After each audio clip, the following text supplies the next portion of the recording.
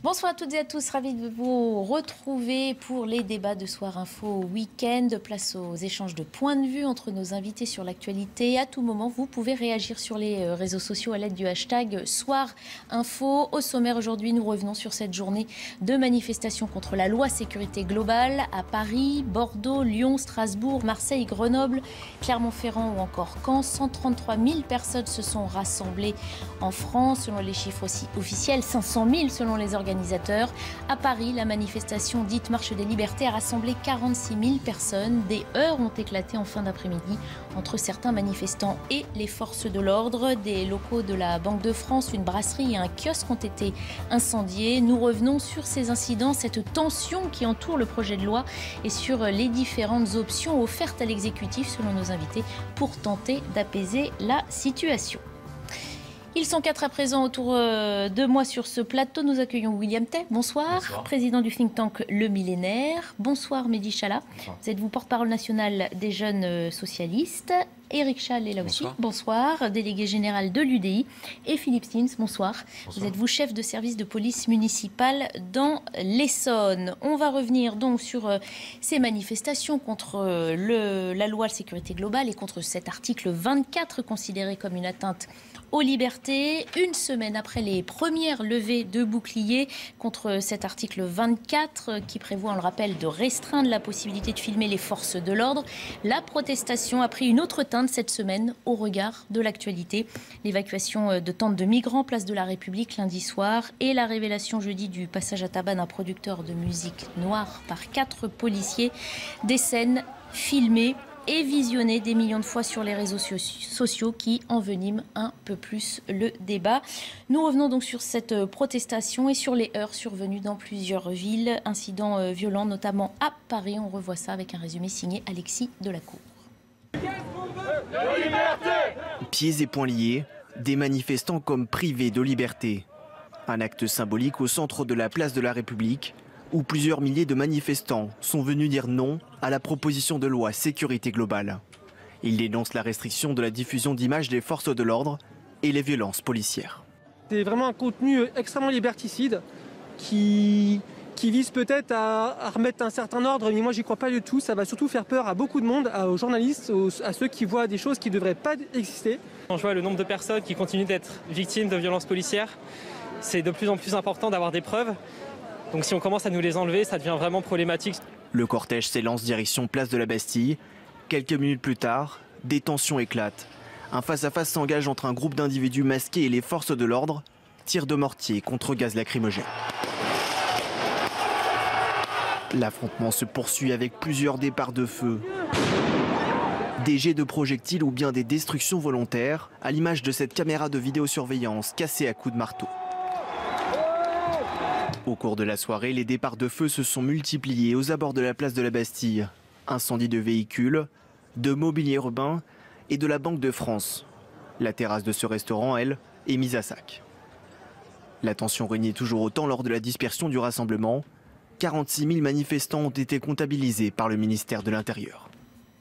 Alors, je vous le disais, à l'origine du mécontentement, il y a donc le texte de loi jugé attentatoire à la liberté d'expression, à l'état de droit par ses opposants. Et puis, il y a ces récents événements qui n'ont fait qu'électriser le débat. On sent une tension entre la police, l'exécutif, la police et la population. Là, je pose la question aux policiers. Est-ce qu'il y a encore un espoir de rétablir un lien de confiance qu'une partie de la population française semble avoir perdu dans cette police? Je pense que la police a toujours la confiance de la grande majorité de la population. Les gens qui sont actuellement, qui étaient tout à l'heure en train de commettre des émeutes en plein Paris, c'est pas la population, c'est des groupuscules d'extrême gauche et des milices armées.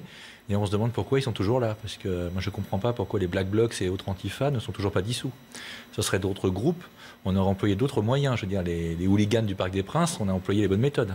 On a les attrapés avant même qu'ils arrivent au stade. Enfin, les gens qu'on vient d'entendre dans ce reportage ne sont pas des extrémistes d'un bord ni de l'autre, sont des Français qui ont des ressentiments contre la police. La majorité des Français n'ont pas de ressentiment contre la police. Moi, j'ai persuadé que l'immense majorité des Français, en tout cas la majorité silencieuse, n'a pas de ressentiment contre la police. Tout ça, c'est instrumentalisé par des groupuscules, je vous dis, très idéologiques, voilà, et très mobilisés. Mais c'est pas parce qu'on fait... Vous savez, quelque chose m'a choqué tout à l'heure, François Hollande a dit que quand un projet de loi commettait des violences, donnait violence... On va voir. On a ces propos, effectivement. C'est quand même très étonnant, quoi. Il a pris part au débat en suggérant qu'il était plus honorable de retirer un texte lorsqu'il divisait autant. Il y a plus d'honneur à retirer un texte quand il heurte les consciences et divise la société qu'à le maintenir. Lorsqu'il y avait 1 million de personnes qui manifestaient contre le mariage homosexuel, je ne crois pas que M. Hollande ait retiré. Oui. Si je peux me permettre quand même sur le sujet, puisque on ne peut pas comparer une loi qui a priori est liberticide et qui mobilise une partie de l'opinion publique, des journalistes, des partis politiques, des syndicats, et la comparer à une loi qui, pour le coup, celle du mariage pour tous dont vous avez parlé, offrait de nouveaux droits. Peut-être que si... Je crois malheureusement que l'amalgame est une grossière erreur. Écoutez, s'il y a 1 million de personnes qui ne brûlent rien et ne commettent pas de violence, c'est pas important, alors que... Si je puis me permettre juste sur ce sujet, moi évidemment je dénonce toutes les formes de violence, et évidemment lorsqu'elles se font contre les policiers, lorsqu'elles sont contre les manifestants, elles doivent être dénoncées de toutes les forces. Mais il faut quand même rappeler quel est l'objectif de cette manifestation, et on ne peut pas caricaturer uniquement le rassemblement de ce jour, dans lequel j'étais également, en disant c'était des groupuscules d'extrême gauche, manifestement très mal organisés et qui n'ont aucune revendication. Très bien organisés. Des journalistes. Très bien organisés. Il y en a, évidemment, il faut les dénoncer, et ceux dont vous parlez sont des voyous. Oui, mais moi, sont des voyous, et je crois qu'on n'a pas d'attente vis-à-vis d'eux. Mais il faut quand même rappeler l'objectif de cette manifestation, qui était bien de contester une réforme qui est contestable, qui est liberticide, et sur laquelle, je crois, une partie de la population déjà se mobilise. C'est ce sujet qui était au cœur du débat, plus celui évidemment des violences policières, dont il faudra également parler, et qui malheureusement fait débat aujourd'hui dans la société. Ce qui est liberticide, et ça, il faudra quand même trouver une solution, ce sont des policiers dont on expose le visage, pas sur des violences, mais dans la vie de tous les jours, et on met leurs photos sur les réseaux sociaux en disant voilà, c'est un tel. S'ils exercent des violences. On a eu le cas il y a quelques jours avec une vidéo montrant des violences policières. Même avec cette loi, rien n'empêcherait de donner la vidéo à la justice ou à des vrais journalistes. Là, le problème, ce sont des policiers, des hommes et des femmes, dont on met le visage sur les réseaux sociaux en disant tiens, voilà la fliquette. Et on la reconnaît, et quand elle va faire ses courses, elle se fait agresser. C'est ça le problème. On va essayer de détailler point par point, parce qu'effectivement, ces images servent autant à dénoncer des violences policières qu'à parfois défendre d'autres aussi cas. Donc ne mélangez pas tout. Sur le cas que vous évoquiez, sur le passage à tabac d'un producteur de musique nord, le préfet de police de Paris, le procureur de la République de Paris s'exprimera demain d'ailleurs pour faire le point. Des enquêtes sont en cours. Éric Chall. Oui, vous donniez votre lecture de la motivation des manifestants aujourd'hui. Lutter contre l'article 24 du projet de loi et l'ensemble de la totalité, de la proposition de loi, pardon. Je ne suis pas absolument convaincu, je ne suis pas dans la tête de chacun des manifestants, je ne suis pas absolument convaincu que tous les gens qui étaient aujourd'hui cette manifestation y étaient pour cette raison-là. En fait, il y a des gens qui y étaient pour ça, c'est probablement les mêmes 20 000 qui étaient la semaine dernière. La majorité. Et les mêmes 20 000 qui étaient la semaine dernière, et puis il y a les 3 ou 4 fois plus qui étaient là pour d'autres raisons. Je pense que les images de cette semaine ont énormément ému du lynchage du producteur Michel. C'est des images absolument terribles, on aura l'occasion d'en parler, et probablement qu'une partie de la jeunesse s'est mobilisée là-dessus. Je ne pense pas qu'Antoine Griezmann, Ena Kamura ou les autres se soient mobilisés sur l'article 24 du projet de loi. Je pense que par contre, comme beaucoup de gens, ils ont été heurtés dans leur conscience par ces images-là. C'était la motivation. Mais ce qui m'intéresse dans ce que vous dites, c'est amusant, c'est parce que... Non, c'est pas amusant du tout d'ailleurs. C'est-à-dire que vous voulez du coup jeter la totalité du texte de loi. L'article 24, on va en parler tout à l'heure. C'est la question de l'enregistrement des images de policiers. C'est écrit, oui, c'est écrit avec les pieds cet article, et même un étudiant en première année de droit n'aurait pas osé rendre une copie comme ça. Donc on est entièrement d'accord sur ce sujet, il faut remettre l'ouvrage sur le métier. Mais il n'y a pas que ça dans ce texte de loi. Vous avez une mesure, par exemple, qui crée une police municipale à Paris. Vous pensez que les Parisiens, ils n'ont pas besoin d'une police municipale ?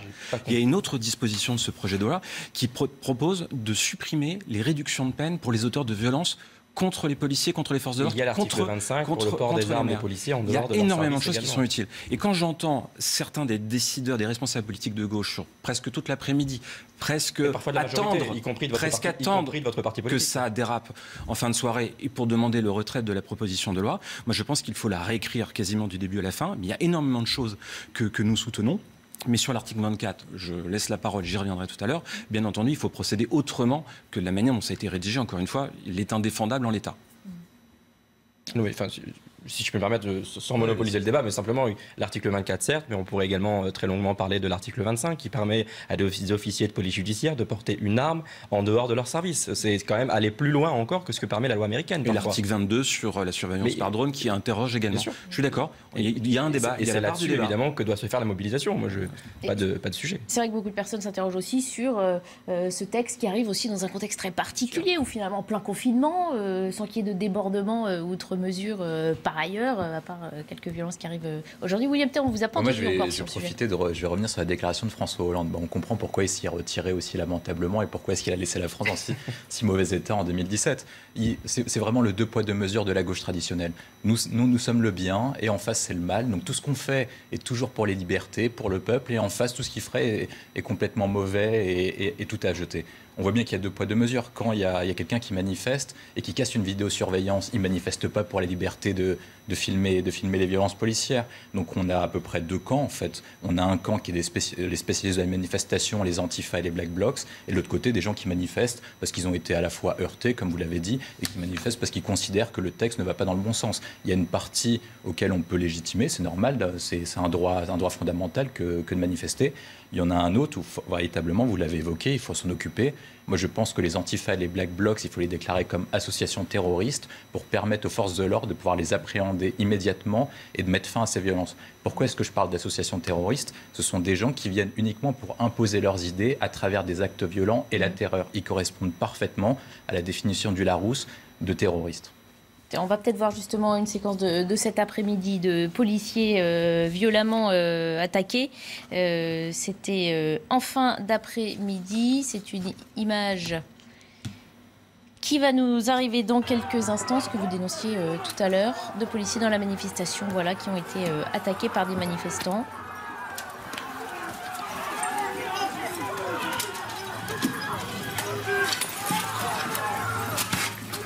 C'est vrai que ça remet le débat sur ces images toujours au cœur. Finalement, ces images sont utiles dans de nombreux cas.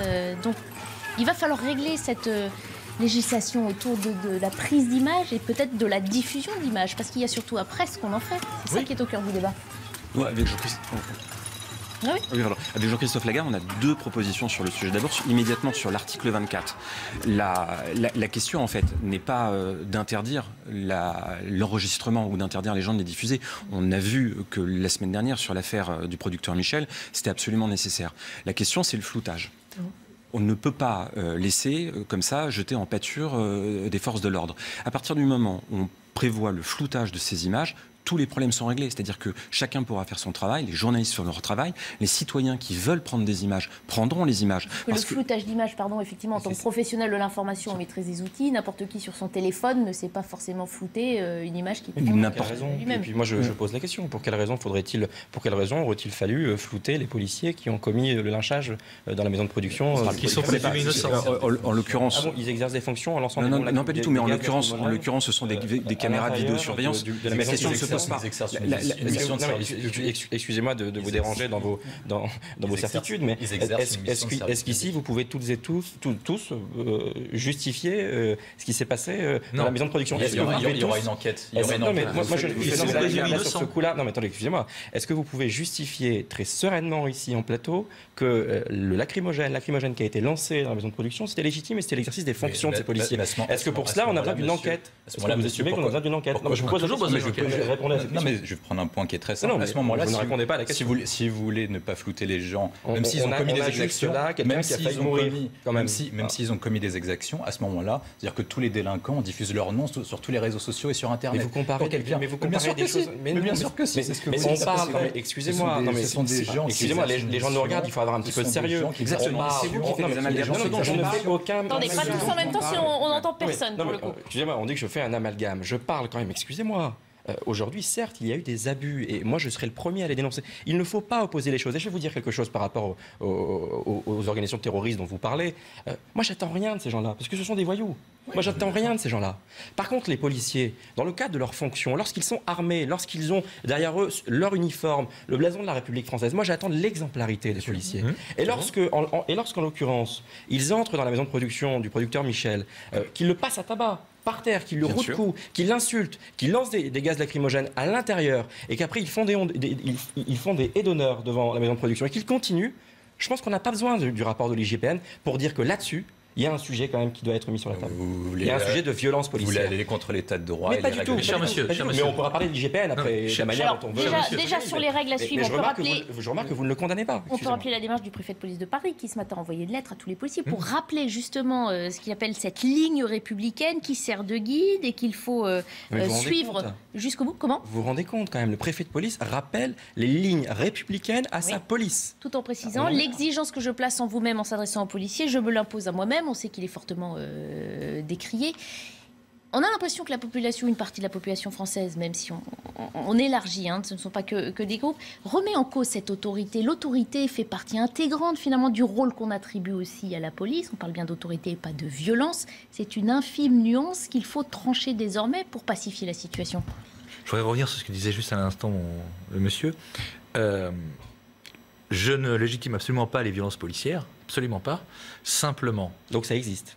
Ça peut, mais vous savez, il y a des chirurgiens qui loupent leur opération, il y a des pilotes de ligne qui loupent leur atterrissage. Il y a sûrement. Mais ils le font pas exprès. Parfois. Non, mais c'est pas le cas en l'occurrence. En l'occurrence, quand un mélangez les choses. Même quand en l'occurrence, même quand un terroriste est pris la main dans le sac, on dit le terroriste présumé. Alors laissez faire l'enquête. Pour l'instant, ils sont pas présumé coupable. Il y a une enquête qui est en cours. Moi, j'ai pas le dossier, vous n'avez pas le dossier, personne n'ici n'a le dossier. Une enquête qui est en cours parce que la vidéo a été rendue publique. Si elle ne l'avait pas été, qu'en aurait-il été de cette enquête ? Cette vidéo aurait pu être remise à la justice ou à des journalistes. Il me semble qu'il y avait quand même un petit délai entre le moment où la vidéo a été rendue et le moment où l'IGPN et la préfecture de police en parlent. C'est d'ailleurs étonnant. Parce que il y a un calendrier qui tombe bien. C'est grâce au métier de journaliste que mais c'est très bien que les journalistes en parlent. C'est très bien que les journalistes en parlent. Je veux juste qu'on respecte la présomption d'innocence de ces trois fonctionnaires. 4 même. Quoi qu'il en soit, à partir du moment où il y a des débats qui sont aussi tranchés, aussi divisés, de toute manière, il va falloir faire un effort pour rétablir la confiance des deux côtés. J'écoutais juste avant de monter sur votre plateau vos invités précédents. Vous aviez ce débat sur la confiance et la manière de rétablir la confiance. On a une proposition qui est de la responsabilité en réalité de la police, du coup. C'est l'enregistrement des interpellations, mais par la police elle-même. Vous savez, avec un système de GoPro, aujourd'hui, on peut... de caméra, on peut enregistrer la totalité des interpellations. Ça a plusieurs avantages. Le premier, c'est que si jamais un policier est tenté de se déraper, il se censure lui-même parce qu'il se filme lui-même. Dans le deuxième cas, si jamais il dérape, effectivement, on aura immédiatement les images qui permettront d'entamer les procédures et de le sanctionner. Mais dans l'immense majorité des cas, les policiers n'ont jamais rien à se reprocher. Et ça leur permettra systématiquement d'éviter cet opprobre ou ce saut du soupçon qui pèse sur eux dès le départ à cause de ce climat actuel. Cet enregistrement, on le propose à l'UDI avec Jean-Christophe Lagarde et je pense que ça peut régler beaucoup de problèmes. Vous savez, si on avait un doute, on a l'exemple du passé. Dans une vie antérieure, j'étais le collaborateur de Nicolas Sarkozy. On avait mis en place l'enregistrement vidéo des gardes à vue. Il y avait eu beaucoup de débats au sein de la police sur l'intérêt ou pas de le faire. Mais 10 ans après, on se rend compte que l'enregistrement vidéo des gardes à vue, ça réglait tous les problèmes. Parce qu'il n'y a plus de sujet ni d'un côté ni de l'autre, il n'y a pas de violence, et il n'y a pas non plus de prévenus qui font semblant de se plaindre de violences qu'ils n'ont pas subies, puisque de toute manière, il y a des vidéos pour le montrer. Alors Félixine, la caméra ? La caméra, c'est une... Salvateur ? Non, c'est très bien parce que comme ça, on aura entièrement du début à la fin l'intervention aussi. Et pourtant, on sait qu'il y a des problèmes de batterie. Non, il y a aussi des problèmes juridiques. Là, je parle pour la police municipale. Il faut remplir un dossier à peu près comme ça d'autorisation administrative absconse pour pouvoir porter une caméra. Donc déjà, rien que ça serait bien de faciliter un petit peu les choses. À nouveau sur ce débat, moi j'entends évidemment l'hypothèse des caméras, c'est tout à fait acceptable. On pourrait aller plus loin avec par exemple l'attestation, le récépissé au contrôle d'identité. Enfin, il y a plein de choses qui peuvent exister, mais moi j'entends. Le récépissé, ça va mettre un petit peu plus de temps sur le dispositif pendant l'intervention. Sur le dispositif qui permet aux policiers effectivement d'auto-filmer finalement l'intervention, pourquoi pas. Mais là, la question, c'est quand même de filmer l'intervention d'un point de vue extérieur pour pouvoir la dénoncer, parce que le policier va évidemment pas s'auto-dénoncer d'avoir commis une violence policière. Et c'est là où on ne répond pas au débat, à nouveau. Si toutes les interpellations sont filmées, il n'y aura pas de problème. Oui, enfin, encore faut-il qu'elles soient dénoncées. Oui, mais pourquoi et rien. Mais comment ? Même avec l'article 24, rien n'empêche de dénoncer. Mais si, non, relisez le texte. Je dis bien, il n'est pas parfait le texte. Non, mais relisez-le. Non, mais ce texte d'abord est pas dire parfait que pour vous, c'est la solution. Vous avez raison. Ce n'est que tant juridiquement que politiquement, ce texte est évidemment. Il est interdit de filmer un policier dans le but de lui porter préjudice. Oui, c'est pas de. On sait qu'il y a débat sur l'intention malveillante, comment. Et donc, l'intention malveillante. On peut l'amender. Je suis pas contre. C'est le principe qui est pas mauvais. L'intention malveillante, c'est autre chose. L'intention malveillante pour un journaliste, qu'est-ce que ça veut dire? Qu'est-ce que c'est? Donc, on pourra mettre en garde à vue, de manière préventive, un journaliste dont on présumerait qu'il aurait voulu porter atteinte à l'intégrité d'un policier. Sur quelle base juridique? Non, mais sur quelle base juridique? Sans préjudice? Je pense pas. Non, c'est pas dans le cadre où un fonctionnaire aurait commis un crime ou un délit, parce que même là, on pourrait avoir trouvé des circonstances criminelles si les faits étaient avérés. C'est dans le cas où on met en pâture un fonctionnaire avec son image sur les réseaux sociaux dans le but de lui nuire, ce qui est très très fréquent. Et c'est ça que nous, on rencontre sur le terrain et qui nous pourrit la vie. Parce que je vais vous dire une chose, imaginons que dans l'hypothèse où ces fonctionnaires sont coupables, ça veut dire qu'ils ont complètement pété les plombs. Comment ça se fait que les fonctionnaires pètent les plombs comme ça? Le nombre de suicides qu'il y a dans la police, il y a une raison à ça, il y a un état psychologique. Non, mais moi je suis d'accord, évidemment. Vous soulevez un point. Pourquoi imaginez que ces policiers, tout simplement, à force d'être insultés toute la journée... On va parler de Nicolas Sarkozy et des bases de alors justement, on va faire, puisqu'on en a parlé ensemble, on va faire un petit focus sur les caméras piétons, et puis on poursuivra le sujet ensuite. Mise au point, résumé de l'effet de ces caméras piétons fait par Jordan Klein. C'est une promesse que le président a faite lors de l'interview du 14 juillet dernier. Nous allons tout reprendre et généraliser avant la fin du quinquennat toutes les caméras piétons qui permettent, sur ces sujets comme sur celui ensuite des modes opératoires, de rétablir la confiance. Les caméras piétons, l'idée est lancée en 2009 sous Nicolas Sarkozy, mais c'est seulement en 2016 que des expérimentations sont réalisées dans plus de 300 communes. Un bilan très positif selon le ministère de l'Intérieur. Le principal objectif, garantir plus de transparence dans les relations entre les forces de l'ordre et les citoyens. Ça amènera 3 vecteurs principaux. Le premier, c'est celui de la transparence. Le deuxième, c'est celui de l'exemplarité. Et le troisième, enfin, c'est celui du professionnalisme. Le dispositif sera généralisé pour le 1er juillet 2021. Seulement, il faut renouveler le stock de caméras. Les fonctionnaires n'ont plus de batterie au bout de 2 heures. Donc, naturellement, il importe aujourd'hui qu'on équipe les fonctionnaires avec du matériel qui fonctionne bien. Les images sont conservées pendant 6 mois et peuvent être utilisées que pour des procédures. Désormais, se pose la question du déclenchement de ces caméras. Voilà, donc à généraliser, effectivement à tester aussi, puisqu'on parle d'autonomie, 2 heures, 20 minutes, c'était pas clair. On sait que certains policiers s'étaient dit contre ces caméras aussi. William Thiep, vous vouliez réagir à ce que disait... Je voulais réagir, je vais juste réagir un propos dessus. On a toujours les moyens pour trouver de quoi condamner les forces de l'ordre ou présupposer qu'ils font mal leur travail, mais étonnamment, on n'a pas les moyens de les réarmer, de trouver leur équipement, de rénover leur commissariat, de changer leur voiture, mais à chaque fois qu'il faut les condamner ou satisfaire à la gauche, on a toujours de l'argent supplémentaire et de l'argent magique. Pour revenir sur ce que vous avez dit, je partage complètement ce que vous avez dit. En fait, on assiste à une radicalisation de la société. Le nombre de violences est plutôt stable. Par contre, ce qui a évolué, c'est que les violences sont de plus en plus radicales et de plus en plus violentes. Et je pense que les policiers, s'il y en a certains qui ont pété les plombs, en fait, pour parler vulgairement, je pense que c'est parce qu'ils sont en perte de sens et ils ont des difficultés à faire appliquer leur boulot et ce pourquoi ils se sont engagés. C'est un texte d'Alain Bauer qui l'explique justement et qui s'y connaît parfaitement. En fait, il explique que les policiers font leur boulot, mais à chaque fois qu'ils attrapent un délinquant, la justice le relâche très rapidement. On l'a vu notamment cet été avec des questions de rappel à la loi. Laissez-moi terminer. C'était pas un délinquant. Laissez-moi terminer. C'était pas un délinquant. Laissez-moi terminer dessus. Je pense vous justifiez des violences policières. Il ne s'agissait pas d'un délinquant. Vous avez toujours les mêmes éléments de langage pour défendre les gens. Mais pas du tout. Mais moi, laissez-moi terminer. Mais là, en l'occurrence, je ne parle pas de parti politique. Depuis tout à l'heure, je vous parle de faits. William Thiep et Mehdi Chalal juste après. Ça a juste choqué 95% de la population, sauf vous, manifestement. Excusez-moi. Oui, mais peut-être même 120% selon les chiffres du PS. Donc laissez-moi terminer. Vous êtes dans des débats politiciens. Donc pour reprendre ce que je disais, les policiers, aujourd'hui, on a besoin de les valoriser, de les protéger et de leur donner les moyens d'accomplir leur boulot. Vous parlez de qui? Vous ciblez qui? Moi, je cible le sommet de l'État ou la population française? À la fois une partie du sommet de l'État qui change en fonction de l'évolution du contexte politique. Quand il y a des faits divers et que la population tourne plutôt à droite, ils sont pro-police. Et quand il y a un éventuel abus, Nicolas Sarkozy a réduit de 12 000 postes sous le mandat de Nicolas Sarkozy. 12 000 postes en moins sous Nicolas Sarkozy. En fait, on le voit, ça s'appelle le Darmanin maître. En fait, ça permet de tourner l'orientation de l'exécutif. pour reprendre sur la question de la police. Donc il faut leur donner les moyens. Et puis un deuxième volet, c'est la question de la justice. Il faut absolument que quand un policier attrape un délinquant, le délinquant fasse une peine de prison. Et il faut donc du coup réformer la justice sur 2 biais. 1, accélérer la question des jugements pour que les jugements soient rendus plus rapidement. Et 2, assurer l'effectivité des peines. Je vais rebondir sur ce que vous avez dit. Je vais défendre Nicolas Sarkozy. J'ai beaucoup de choses à lui reprocher. Bien, je vais défendre ce coup-là. Les 10 000 policiers en moins. Je vais rappeler un petit fait historique. Il y a 1400 policiers et gendarmes nationaux par jour qui sont chargés d'escorter les détenus, qui sont chargés de garder les hôpitaux et de les garder dans les tribunaux. La réforme de Nicolas Sarkozy, elle visait effectivement à baisser le nombre des fonctionnaires pour augmenter le nombre de fonctionnaires dans l'administration pénitentiaire afin de créer ce qu'on appelle des PREJ, des pôles régionaux d'extraction judiciaire, c'est-à-dire des surveillants pénitentiaires qui étaient chargés de cette mission. Lorsque M. Hollande a été élu, ça a été supprimé. 192e promotion de surveillant pénitentiaire, il y avait 82 sorties pour ces services, 183e, 0. Donc, les policiers nationaux et les gendarmes continuent à faire ces missions indues, et vous n'êtes pas revenu là-dessus.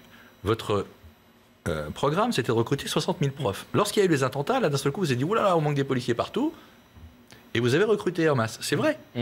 Mais lorsque vous avez pris le pouvoir, Mme Taubira a supprimé ça. Or, si déjà on donnait enfin ces missions-là à l'administration pénitentiaire pour les gens qui sont sous écrou, on libérerait beaucoup de fonctionnaires et de militaires. Et pour compléter, comme ça vous pourrez y répondre, et pour compléter le deuxième volet de cette réforme, c'était également de faire en sorte que les policiers passent plus de temps sur le terrain et remplir leur mission, enquêter, prévenir les délits et à faire passer moins de temps à faire des tâches administratives. Et d'ailleurs, même s'il y a eu des postes en moins, la délinquance a baissé pendant ces 5 années-là. Donc vous pouvez toujours ergoter sur les résultats, sur les effectifs, mais en tout cas, la délinquance recule. Non, mais j'entends vos leçons et je suis très heureux d'être venu pour les écouter.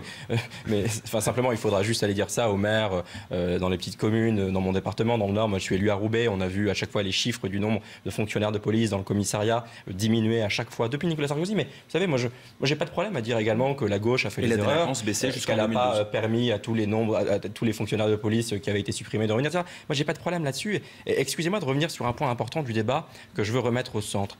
Est-ce que oui ou non, ici, autour de ce plateau, on peut dénoncer, mais fermement, la bavure policière, mais plus encore, le lynchage qui a eu lieu dans la maison de production de Michel? Mais depuis tout à l'heure, on ne l'entend pas. Mais à chaque fois que l'on pose cette question, à chaque fois que je mets ce débat sur la table depuis tout à l'heure, on me répond oui, mais les policiers sont stressés, oui, mais les policiers ont abusé. Monsieur, c'est faux, c'est du sophisme. On a fait exactement l'inverse. J'ai commencé par vous dire que je comprenais les raisons pour lesquelles des jeunes, certaines personnes, ils sont allés sur le terrain. Mais vous savez, l'indignation, elle n'est pas que sélective. Non, c'est pas l'indignation sélective. Moi, je comprends tout à fait. Je comprends tout à fait quand vous êtes indigné, quand vous voyez des policiers lyncher un producteur, le producteur Michel. Mais j'ai la même indignation quand je vois ce soir des gens lyncher un policier. Vous savez, on s'indigne des deux. J'ai vu des tonnes d'hommes politiques de gauche dénoncer le premier et pas le deuxième. Des tonnes d'hommes politiques de droite dénoncer le deuxième et pas le premier. Vous savez, les Français, ils sont moins sélectifs que vous. Ils s'indignent de l'un et de l'autre. On n'est pas totalement d'accord pour une raison très simple. Moi, je m'indigne de tout, évidemment. Mais moi aussi. À chaque fois, des policiers qui sont attaqués comme c'est le cas tout à l'heure, et du producteur Michel ou de tous les autres. Alors ne faites pas de faux débats puisque nous sommes d'accord. Vous essayez d'opposer. Non. Ce que je n'accepte pas, c'est ce que j'ai dit tout à l'heure. Lorsque l'on parle des Black Blocs, je rappelle que ce sont des voyous et que dans chaque manifestation, ils agissent de cette manière. Et moi, je suis d'accord pour qu'on soit ferme avec eux, mais je n'attends rien d'eux. Je n'attends aucune exemplarité de ces gens-là, de gens qui sont là dans les manifestations en permanence pour casser et pour taper du flic. Par contre, là, je ne suis pas d'accord avec vous. C'est que les policiers sont exemplaires, ils doivent être exemplaires. Et moi, là, je les attends sur l'exemplarité. Et ils sont tous, et dans la grande majorité, ils sont exemplaires. Et dans la grande majorité, ils le sont. Mais lorsqu'ils exercent, comme c'est le cas, des lynchages, comme ça a été le cas cette semaine, et à plusieurs reprises, place de la République, souvenez-vous ce qui s'est passé avec les migrants qu'on a évacués de manière scandaleuse la semaine dernière. Et bien là, je veux que l'on en parle. Moi, je ne suis pas d'accord. Je suis pour la tolérance zéro pour les policiers qui commettent des exactions et la tolérance zéro pour les gens qui lynchent les policiers. C'est très important de dire ça. C'est très important de dire que ce ne sont pas les mêmes personnes et qu'on n'attend pas la même exemplarité. Cher monsieur, je n'ai jamais dit que j'approuvais ce qui s'est passé avec ce producteur de rap. C'est bien que vous... Pas du tout. Je dis simplement que les fonctionnaires sont en garde à vue et qu'il y a une enquête. Et que pour l'instant, ils sont présumés innocents tant qu'ils n'ont pas été reconnus coupables. Et que la garde à vue de ces 4 policiers a été prolongée d'ailleurs. S'ils sont reconnus coupables, il n'y a aucun problème. Mais ils ont droit, comme tout le monde, à la présomption d'innocence. On va avancer. Votre sentiment personnel, on l'aura donc jamais. Faire avancer le débat justement sur les actions politiques à mener pour tenter de pacifier la situation. On précise également que Gérald Darmanin sera auditionné lundi par la Commission des lois à l'Assemblée nationale, justement à propos des événements de la semaine dernière. On se penche maintenant sur la situation qui concerne l'exécutif. Une semaine assez compliquée pour le sommet de l'État que nous résume Loïc Signor. Aux crises sanitaires, économiques et sociales s'ajoute une crise politique dont l'exécutif se serait volontiers passé. De l'évacuation musclée de migrants, place de la République lundi, aux tensions, place de la Bastille ce samedi, en passant par l'agression de Michel Zecler par des policiers et les couacs en série sur l'article 24. Le gouvernement est sous le feu des critiques. Le président de la République, Emmanuel Macron, demande à ses ministres de faire des propositions pour réaffirmer, je cite, le lien entre les Français et ceux qui les protègent. Comment protéger justement la police? C'est le but de l'article 24 et en même temps lutter contre la violence de certains de ces éléments. Christophe Castaner s'était penché sur la question, s'attirant les foudres de ses troupes et provoquant son départ de la place Beauvau. Gérald Darmanin se retrouve confronté au même exercice d'équilibriste, au risque de fracturer un lien fraîchement retissé avec les forces de l'ordre, à moins que le président de la République ne soit une nouvelle fois contraint de redescendre dans l'arène pour voler au secours d'un ministre de l'Intérieur fragilisé et d'une majorité déboussolée. Philippe Stins, où ça va se jouer selon vous? Qu'est-ce que vous attendez? Moi, j'attends pas grand-chose. Vous savez, quand je vois le président de la République qui justement prend parti sur une affaire judiciaire en cours, comme il le fait actuellement, au mépris de la séparation des pouvoirs, on avait reproché ça beaucoup à Nicolas Sarkozy quand il était ministre de l'Intérieur. Là, il est président de la République, il prend position sur les réseaux sociaux sur une affaire judiciaire en cours. Pour moi, il jette de l'huile sur le feu. Voilà, donc j'attends vraiment pas grand-chose. Le en même temps, ça va 5 minutes. J'ai rarement vu un pouvoir mettre autant de désordre dans les rues. Depuis qu'il est là, c'est une catastrophe. Entre les gilets jaunes, ce qui se passe actuellement, enfin, moi, j'attends absolument plus rien, personnellement. Il y a un hebdomadaire qui titrait cette semaine l'énigme Macron. On perd le fil. Il ne sait pas où est-ce qu'il habite. Je suis parfaitement d'accord avec vous. Est-ce que vous pensez que les Français, qui sont durement touchés par cette crise sanitaire aussi, commencent à... Il est indigné par la violence. Lors de l'affaire Benalla, il n'était pas du tout indigné. Il faut dire qu'il risquait pas de se faire révoquer de la police. Il était juste déguisé en policier. Vous voyez, c'est quand même incroyable de voir ça. Non, mais moi, je partage ce que vous avez dit. On ne peut pas avoir un ministre de l'Intérieur qui est supposé être le premier flic de France qui condamne des policiers avant même qu'un jugement soit rendu et qui dit globalement il faut que les policiers soient expulsés, radiés ou je ne sais plus ce qu'il a dit exactement comme terme. C'est-à-dire qu'en fait, le ministre de l'Intérieur et le président de la République, ce sont des personnes qui sont tellement puissantes et tellement douées qui sont à la fois président de la République et donc le pouvoir exécutif, législatif et également juge. C'est quand même fantastique ce pouvoir-là et ça conduit à cette situation parce qu'en fait, il s'accapare tous les pouvoirs, il n'y a aucun contre-pouvoir. Le conseil des ministres a été remplacé par le Conseil de défense sur la question du risque sanitaire. Les conférences de presse ont remplacé la question du Parlement. Aujourd'hui, le gouvernement décide à l'instant présent, il ne juge uniquement non pas à une question d'horizon, à une question de vision, mais uniquement à une question de l'instant présent, à la dictature de l'émotion provoquée par des discours comme monsieur. Il faut avoir un peu de sang-froid. Le président de la République a été élu pour dresser un cap. Laissez-moi terminer.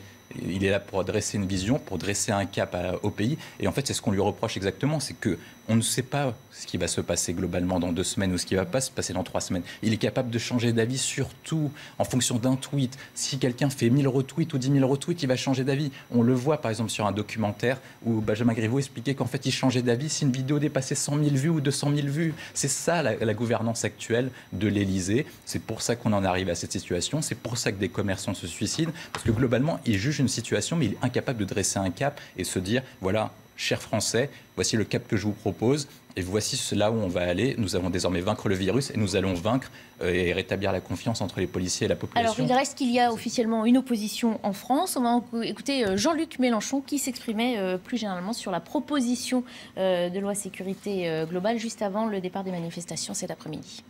La proposition est déposée le 20 octobre et dès le 16 novembre, elle arrive sur la table de l'Assemblée nationale à l'ordre du jour. Alors évidemment, comme ça a été fait en moins d'un mois, on ne peut consulter ni le Conseil d'État, ni personne. Cette méthode qui consiste à brutaliser tout le monde, tout le temps, pour fabriquer des organes à votre convenance, eh bien, bon, c'est pas ça la démocratie. Ça n'existe nulle part dans le monde, sauf dans les tyrannies. Et même, la tyrannie nécessite un peu de professionnalisme. Et là, il en manque quand même beaucoup. Alors, rebondissons là-dessus. Est-ce qu'Emmanuel Macron est un tyran qui manque de professionnalisme ?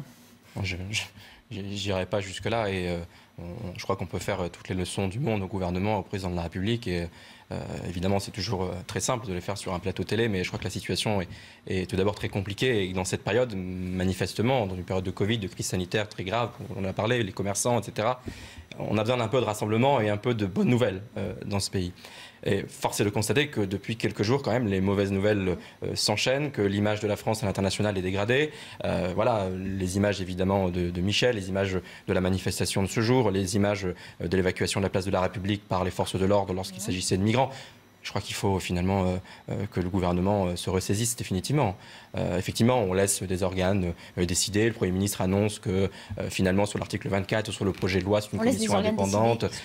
Mais sur le Conseil de défense, par exemple, moi je crois que dans ce pays, il y a un Parlement qui doit pouvoir faire son travail. Même sur l'article 24, sur l'article 24, on crée une commission qui va pouvoir remanier le texte. Moi je dis simplement... Revenons-en finalement à l'ancien monde et à ce qu'il y a de plus classique dans ce pays. Laissons le Parlement légiférer. Utilisons l'article 24 de la Constitution. Il y a un autre article 24 qui est très important, c'est celui de la Constitution française qui prévoit que le Parlement doit faire la loi. Moi je dis revenons simplement aux fondamentaux. Et surtout réparons l'image de la France qui, je crois, mérite quand même quelques rustines depuis quelques semaines. Vous voyez qu'on peut être d'accord? Comme quoi? Richard. Oui, quand j'entends Jean-Luc Mélenchon parler de tyrannie et que je me souviens que ses modèles, c'est Cuba et le Venezuela, honnêtement, au mieux, ça me fait sourire et au pire, ça m'indigne. Mais dans le cas d'Emmanuel Macron, effectivement, moi, ce qui me surprend, c'est que c'est cette incapacité à trancher parfois, même souvent, dès que la situation est complexe. C'est-à-dire qu'en fait, on a l'impression qu'il y a une inexpérience dans la gestion des situations de crise. Il y a des gens qui se révèlent en situation de crise. On parlait de Nicolas Sarkozy tout à l'heure, qui n'était jamais meilleur que dans les moments de tension les plus intenses sur la scène internationale.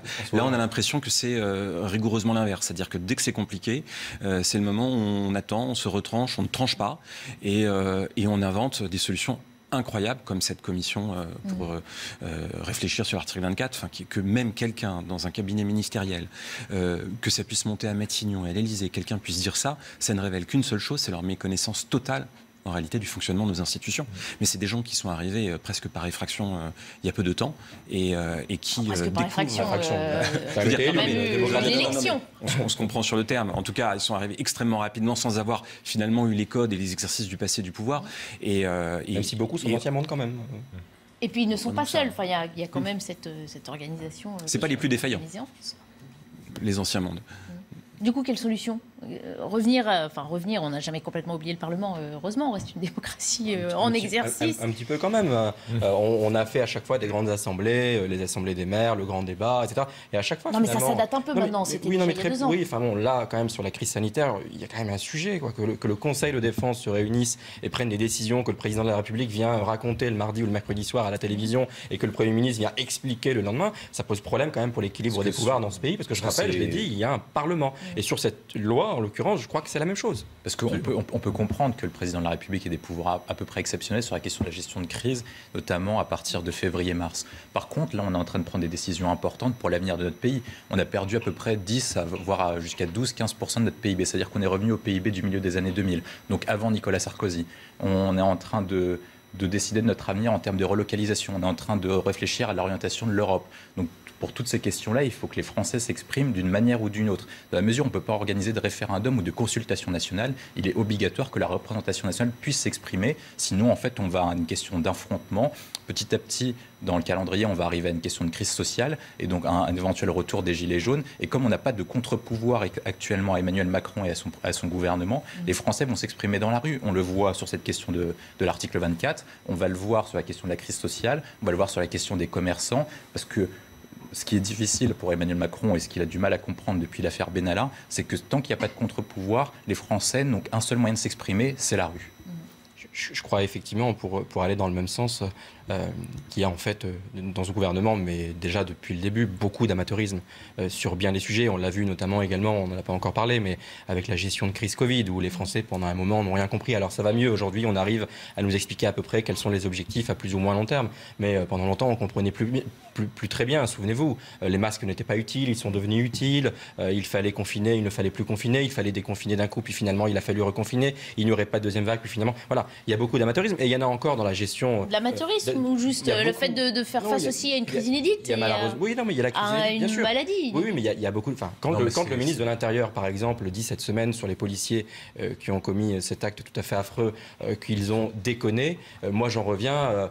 Gérald Darmanin est ministre de l'Intérieur, il est papillon dans un bahut, quoi. Donc aller dire ça à la télé, excusez-moi, mais je crois que c'est l'amateurisme. Mais c'est aussi une question de confrontation des idées, parce que vous l'avez vécu mieux que nous, donc vous serez capable de juger. En fait, quand on est tous ensemble sur une question de crise, au départ, on est capable d'adopter une bonne solution, mais au bout d'un moment, quand c'est répété dans le temps, il faut une vision opposée pour pouvoir échanger des arguments et avoir une contre-vision. Actuellement, Emmanuel Macron est tout seul avec son gouvernement et avec ce qu'on appelle la bureaucratie. Et globalement, ce sont à peu près les personnes qui viennent à peu près du même milieu. En fait, toutes les personnes du gouvernement, donc Jean Castex, Emmanuel Macron et les gens qui les entourent, ont globalement fait l'ENA. Et c'est ce que Chloé Morin dénonce dans un livre sur la question du pouvoir des hauts fonctionnaires. En fait, ils sont tous entre eux, ils arrivent à des décisions complètement absurdes. On le voit sur les questions notamment des skis, où globalement on ouvre les stations de ski, mais on empêche les remontées mécaniques. On l'a vu notamment sur la question des sapins avec les décrets. En fait, ce sont des personnes qui restent entre elles. Et quand on est fonctionnaire, on ne se confronte pas au réel, globalement, hormis certains qui sont de terrain, comme les fonctionnaires territoriaux ou les préfets, mais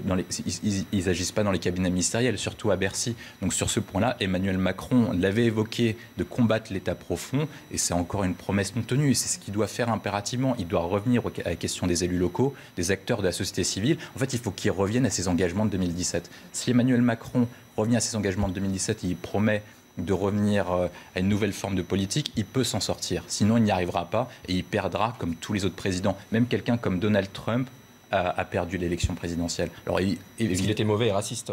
Non, il est non. Parce qu'il était mauvais et raciste. On pourrait parler de Donald Trump, mais une nouvelle caricature. Et Donald Trump, quand on regarde ses chiffres économiques, au dernier trimestre, avant l'élection, il était à 33% de croissance. Emmanuel Macron est à moins 12%. On connaîtra le résultat de l'élection en 2022.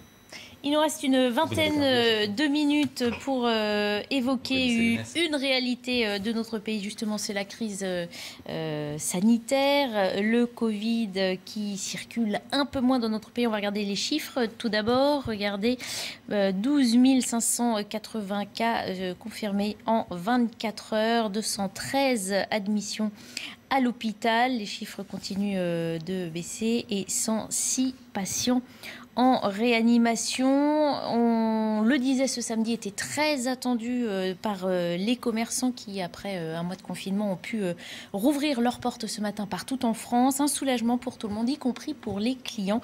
Reportage de Pierre Barbin, Laura Cambeau et Damien Deparnay. Ouverture du printemps.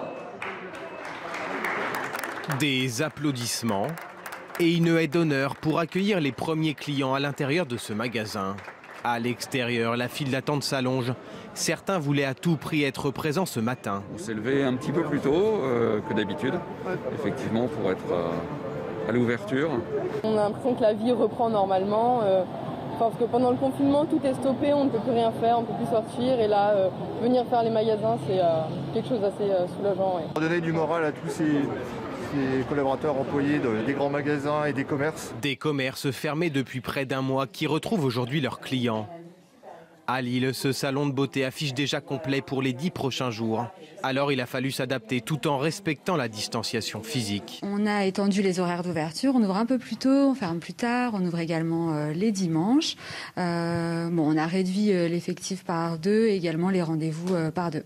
Donc on est passé de 6 rendez-vous à 3. Dans ces commerces, pas plus d'un client pour 8 mètres carrés d'espace, comme l'exige le nouveau protocole sanitaire. Malgré cette contrainte, la réouverture était primordiale et tous comptent sur le mois de décembre pour rattraper le manque à gagner de ces dernières semaines. Voilà, alors on parle d'un soulagement, même si évidemment, on le rappelle, rouvrir à 4 semaines de Noël, ça reste une bonne nouvelle, mais les commerçants ont perdu énormément. Ils ne rattraperont pas en 4 semaines ce qu'ils ont perdu avec tous ces précédents arrêts. Comment vous commentez cette actualité-là? Rouvrir à 4 semaines de Noël, on le sent dans les images, hein, ça donne un peu de baume au cœur à tout le monde quand même.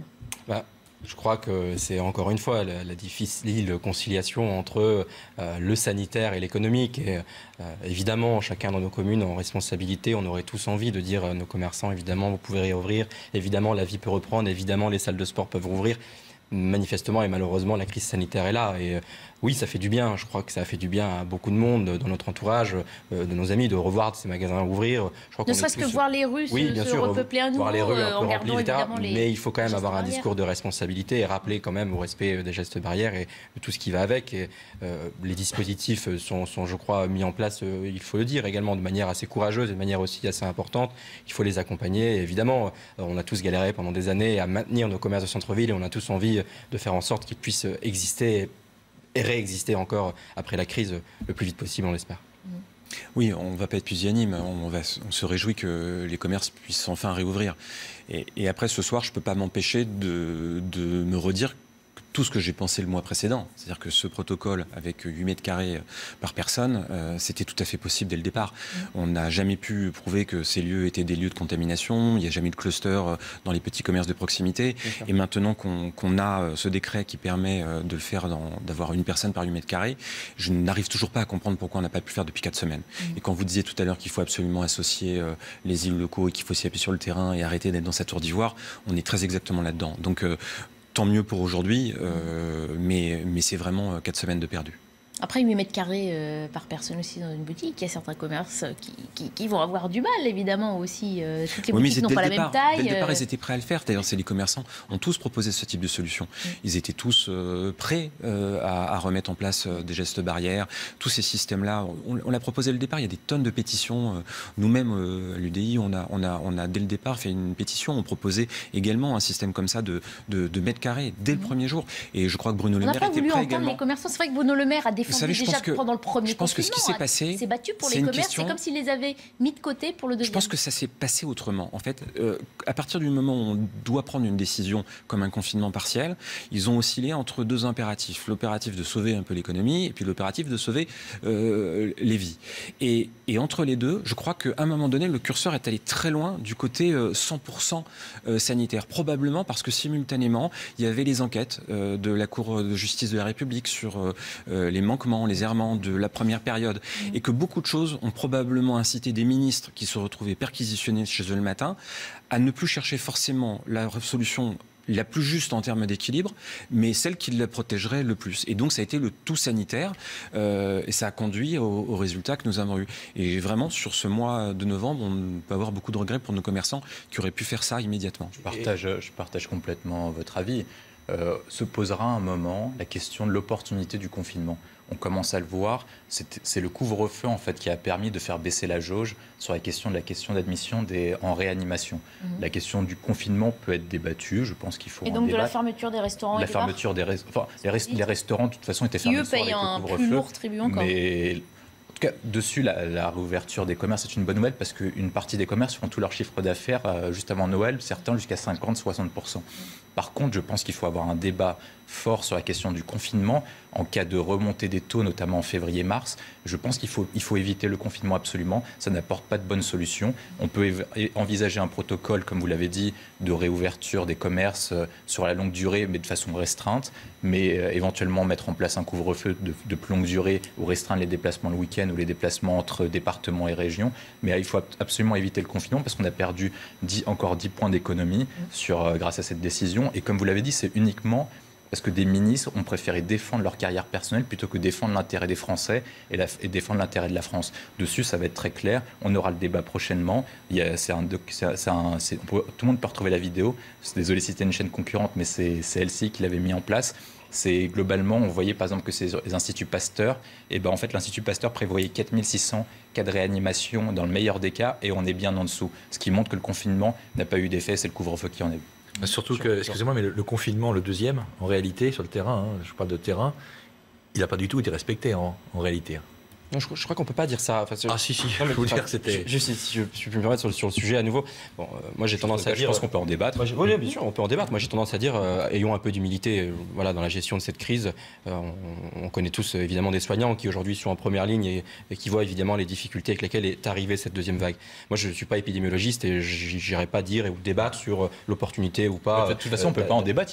On n'a pas d'informations. Oui, mais moi, je choisis, évidemment, de ne pas en débattre. Moi, ce que je vois dans mon entourage, en tous les cas, c'est que ce confinement, même s'il n'a pas été respecté, mais je crois que c'était volontaire finalement. Ce qui a été recherché avec ce confinement, c'était finalement de réduire la vie sociale uniquement, de laisser la vie économique continuer, notamment la journée avec le télétravail, avec le travail, avec les écoles, mais de permettre finalement ou d'interdire les regroupements, notamment festifs, les regroupements dans les restaurants le soir. Et je crois que de ce point de vue, on peut dire effectivement qu'il a réussi. Et peut-être qu'il y a un débat à avoir sur l'opportunité confinement, couvre-feu. Par contre, effectivement, puisqu'on a perdu 4 semaines sur les commerces, et vous avez raison de le rappeler, alors peut-être qu'il nous faut poser la question tout de suite de ne pas perdre le même temps pour les restaurants, qui eux aussi, et les bars, ce sera sans doute un autre sujet encore plus tardif, mais il y a un débat également à avoir sur les restaurants. Puisque que certains ont déjà fermé, mis la clé sous la porte, quand ils ne sont pas dans des situations personnelles encore plus dramatiques. Puisqu'on l'évoquait, on va écouter Bruno Le Maire qui était en déplacement à Reims avec le Premier ministre qui a annoncé de nouvelles aides justement pour les commerçants. Nous avons également décidé ce matin avec le Premier ministre que le plafond sur les 20% des chiffres d'affaires que nous avions envisagé de fixer à 100 000 € serait finalement fixé à 200 000 €. C'est l'amélioration dont vient de parler le Premier ministre et qu'il a annoncé tout à l'heure aux restaurateurs et aux hôteliers. Ça veut dire que pour tous les restaurateurs, pour les hôteliers qui auraient perdu 50% de leur chiffre d'affaires ou 70% de leur chiffre d'affaires à partir du 1er décembre, ils pourront demander une indemnisation au titre du Fonds de solidarité à hauteur de 20% de leur chiffre d'affaires avec un plafond qui sera de 200 000 € par mois. C'est une annonce importante dans la mesure où Bruno Le Maire, dont on disait qu'il avait soutenu les professions un peu plus au printemps, un peu moins là, a été largement critiqué. On a entendu aussi cette semaine des restaurateurs dire on m'a promis 10 000 €, j'ai touché 1 500 €. Donc comme si là aussi il y avait un décalage entre ce qui est promis et ce qui arrive vraiment dans la caisse de ces commerçants qui ont des dettes, du loyer et des charges à payer. Globalement, les commerçants, en fait, aujourd'hui, travaillent, quand on en parle, pour ceux qui peuvent travailler, notamment les VTC, etc., ils travaillent uniquement pour payer les charges et leurs assurances. En fait, c'est très compliqué pour eux. Et on ne peut pas...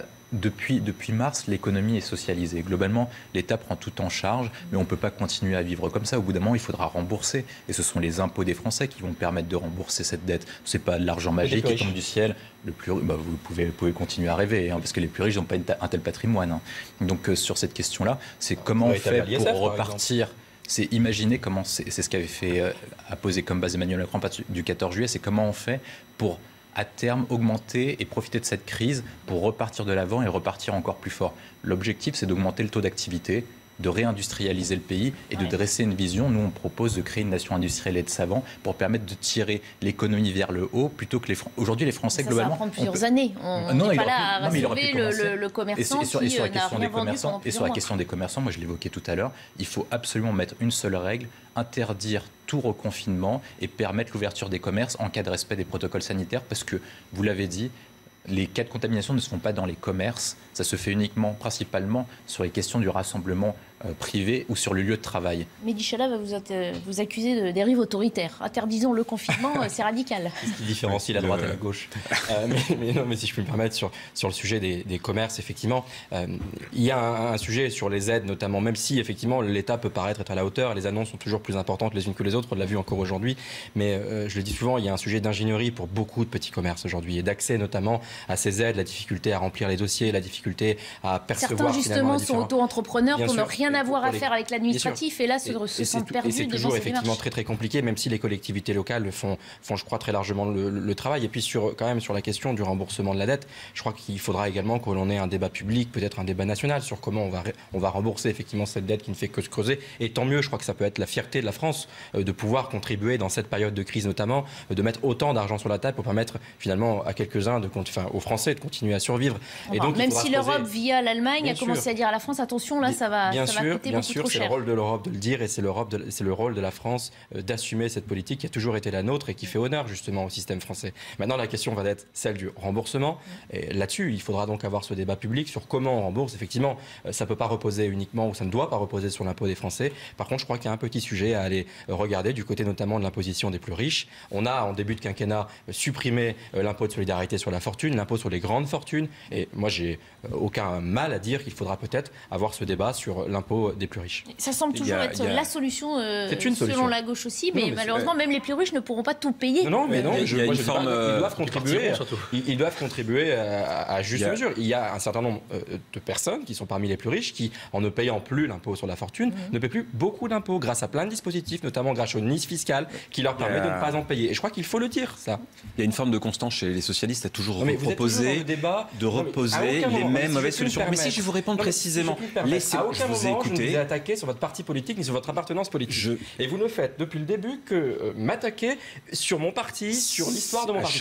Parlez de ce que je vous dis depuis tout à l'heure. Je donne des arguments, répondez sur mes arguments. Je vais vous répondre. À chaque fois que le Parti socialiste est arrivé au pouvoir, il a rétabli l'ISF. À chaque fois, ça produit les mêmes choses. Là, en l'occurrence, précisément sur cette affaire, cette année d'ISF ne permettrait que d'éponger les 3 premières semaines du premier confinement du mois de mars. Déjà ça. C'est les chiffres.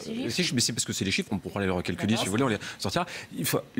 Cette année d'ISF, ça correspond à la perte des 3 premières semaines du confinement. Bruno Le Maire l'avait d'ailleurs développé. C'est 20 milliards d'euros. Et la fraude sociale. Et la fraude sociale. Non, mais attendez, non. Si vous sur la fraude sociale, vous connaissez le fraude. Attention, on a des vérificateurs en régie qui vont vérifier ces informations. Qu'ils vérifient la différence entre la fraude fiscale en France et la fraude sociale. Vous êtes incapable de mesurer la fraude sociale. Personne n'a d'estimation fiable. Non, mais attendez, on parle quand même sur la. Il y a un magistrat, c'est comme la fraude fiscale. Personne n'a d'estimation fiable. C'est un horizon entre 20 et 80 milliards. Il y a la fraude sociale. Il y a des questions de différence entre le nombre de cartes d'assurés. Il y a une différence entre frauder le RSA à 500 € et frauder. Mais le nombre de bénéficiaires de l'assurance maladie. Des milliards d'euros. Le nombre de bénéficiaires d'assurance maladie.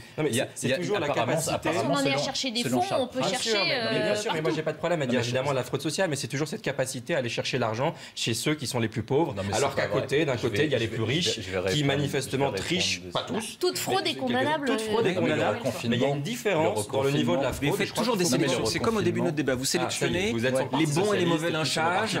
Les bons et les mauvais lynchages, les bonnes et les mauvaises fraudes. Je parle de tout. La fraude sociale comme la fraude fiscale. La juste mesure, la fraude fiscale d'abord. Tout simplement. Les GAFA, etc. On le voit, c'est pour ça qu'il faut absolument empêcher Attendez, parlez pas tous en même temps, sinon. Il faut absolument empêcher un deuxième reconfinement parce qu'un seul reconfinement a permis le retour des vieilles lubies de la gauche, l'imposition des plus riches. Mais c'est nul, excusez-moi, mais c'est nul comme débat. Parlez de fond. Parlez-moi de fond, attaquez-moi sur mes idées, arrêtez avec la gauche. Moi, je m'en fiche, moi, de la gauche. À chaque fois que j'ai mis un argument, vous me bloquez sur la question de l'ISF. Ça rapporterait en large entre 4 et 8 milliards d'euros. Le gouvernement, pour le premier confinement, a dépensé 400 milliards d'euros. C'est-à-dire qu'il faudra à peu près 100 années d'ISF pour permettre de rembourser la dette engagée par le gouvernement. Donc vous allez la chercher où l'argent ? Moi, je propose, très simple, il faut augmenter le taux d'activité. Pour augmenter le taux d'activité, il faut empêcher les restrictions de liberté, notamment la liberté d'entreprendre. Il faut soutenir les commerces. Donc il faut arrêter d'imposer des nouvelles règles, plus farfelues les unes que les autres. On le voit notamment sur certains commerces. Certains commerces sont empêchés de vendre certains produits. On voit par exemple que les stations-service sont empêchées de vendre certains produits. On voit que la FNAC n'a pas le droit d'ouvrir son rayon librairie. Et que les stations de sport d'hiver vont ouvrir, mais pas les remonter. Donc globalement, le gouvernement restreint la liberté d'entreprendre. C'est peut-être pour ça qu'il est liberticide, pas sur les questions d'article 24, mais sur la restriction de liberté d'entreprendre. Je pense que tout le paquet doit être mis dessus. Au lieu que le gouvernement se protège lui-même, il doit défendre ses commerçants et ses agents économiques pour permettre de repartir de l'avant. Emmanuel Macron, c'était une de ses qualités quand il s'est fait élire en 2017. Il s'est fait élire par opposition à Hollande sur la capacité économique. Et là, il est en train d'échouer sur ce point fondamental.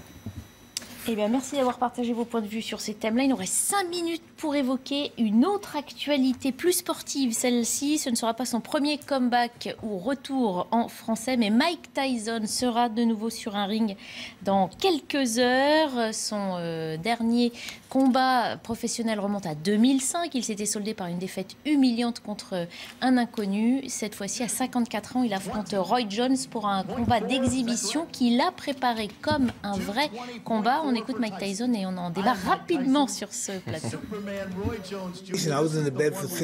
J'ai passé 6 semaines au lit, j'étais dans un sale état et puis je me suis juste habitué au processus qui consiste à frapper et à bouger. Finalement, j'ai réussi à m'entraîner au combat, mais c'était vraiment compliqué. Je ne traiterai plus jamais un combattant de minable parce que le processus pour se mettre en condition pour le combat est psychologiquement éprouvant si vous n'êtes pas un combattant expérimenté. Alors, est-ce que Mike Tyson est un sujet propice au débat, hein? On sait que c'est une personnalité, pour le coup, qui plaît et qui déplaît. Quels sont vos avis, messieurs? C'est toujours surprenant de le voir revenir, mais j'ai aimé Rocky 1, Rocky 2, Rocky 3, Rocky 4, j'ai moins aimé Rocky 24. Et j'ai un souvenir ému de tous les combats de Tyson fin des années 80 et pendant les années 90. J'espère qu'on ne sera pas déçu et que lui-même ne sera pas déçu. Après, ça reste un mythe.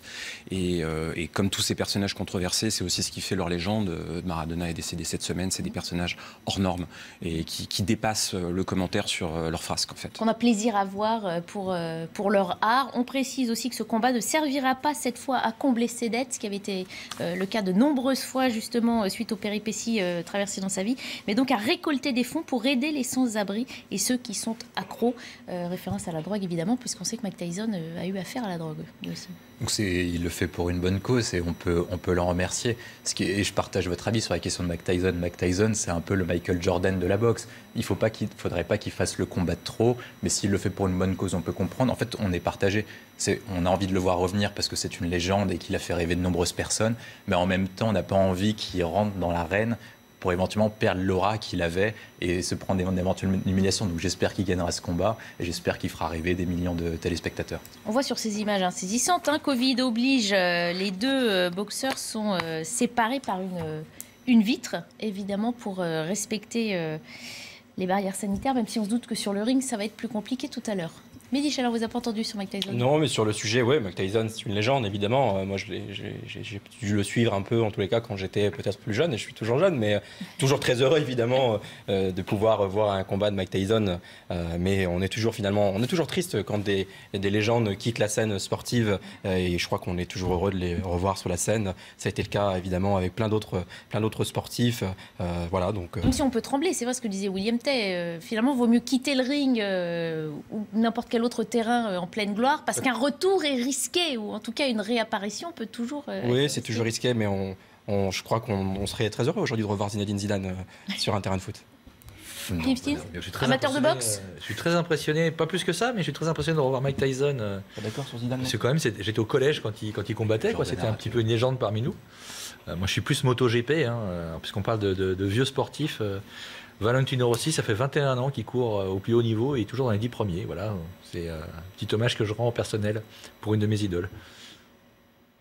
Eh ben, merci beaucoup à tous les quatre d'avoir été nos invités et donc d'avoir réagi à ces différents sujets d'actualité. Merci à vous de nous avoir suivis. Dans quelques minutes, l'édition de la nuit présentée par Anne Maquignon qui revient notamment sur ces manifestations aujourd'hui partout en France contre la loi sécurité globale et contre son article 24, considéré par certains comme une atteinte aux libertés, des protestations qui ont donné lieu à quelques heures dans plusieurs villes, notamment à Paris, avec 37 policiers et gendarmes blessés selon un bilan provisoire et plusieurs dizaines d'interpellations en début de soirée. Anne Maquignon fait donc le point sur cette actualité dans quelques minutes sur CNews.